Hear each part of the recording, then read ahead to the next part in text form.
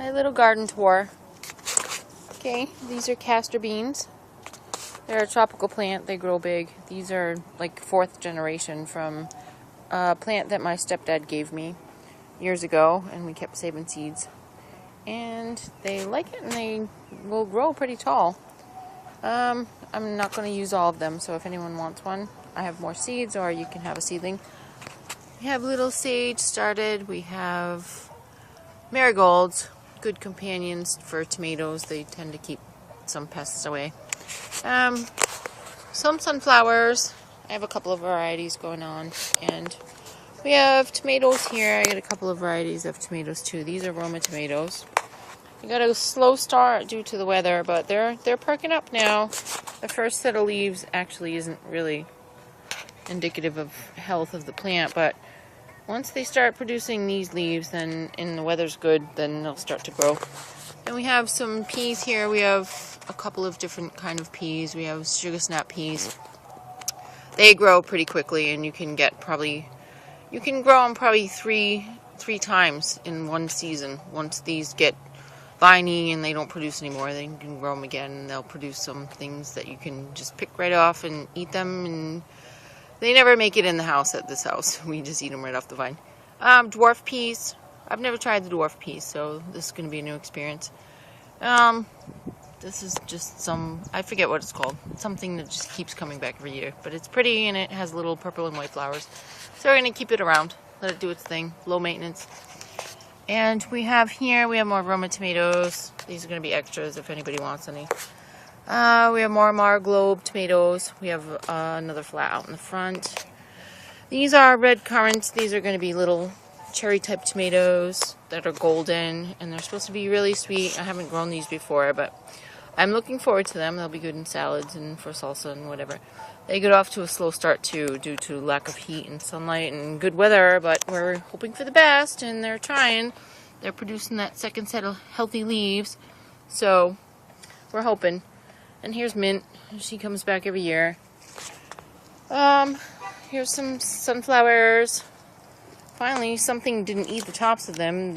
Something always eats this part of them so that they can't produce anything. So we're hoping for the best as well this year.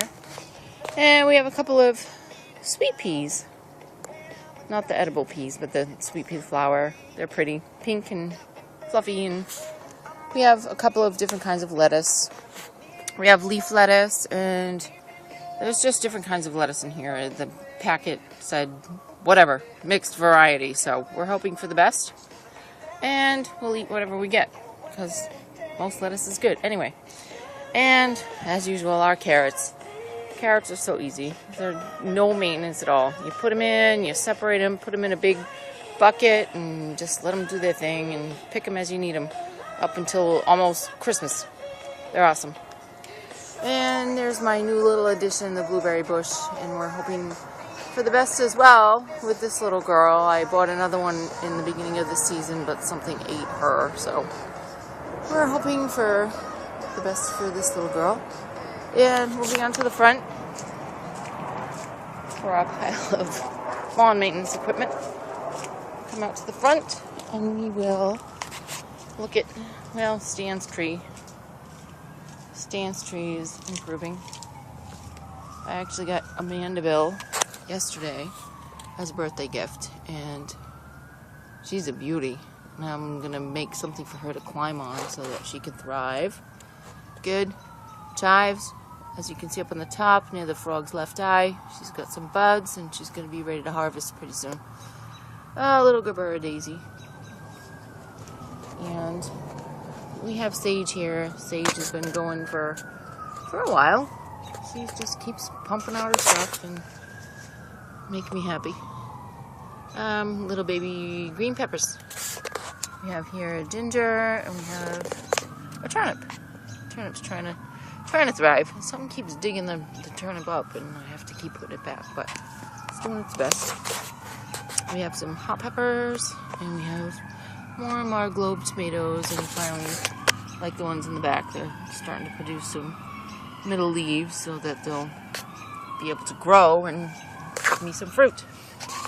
And it's my eggplant. I haven't grown eggplant before. But these guys look like they're off to a good start. Finally, again, with the heat, they'll be good. And these are probably Romas? Yep, Roma tomatoes. I've always had good luck with Roma tomatoes, so we're going to keep growing them. They're hardy. They do their own thing. Once they get up to speed, low maintenance. And pumpkins. We have pumpkins. Lots of pumpkins here. We're going to try to do pumpkins this year. I got the seeds from the local farm, from the Morris farm, from a pumpkin from Halloween. Giant pumpkin. So we're hoping that this will produce some big old pumpkins and cucumbers. I don't usually do the viney things because I didn't have room for them to crawl, but I'm going to let them climb out of the planter in the back and see what they do. And spaghetti squash. Spaghetti squash is good because it can climb too when we have another planter in the back to let it grow. And it's really good. And this is some green peppers that will turn to red as they ripen.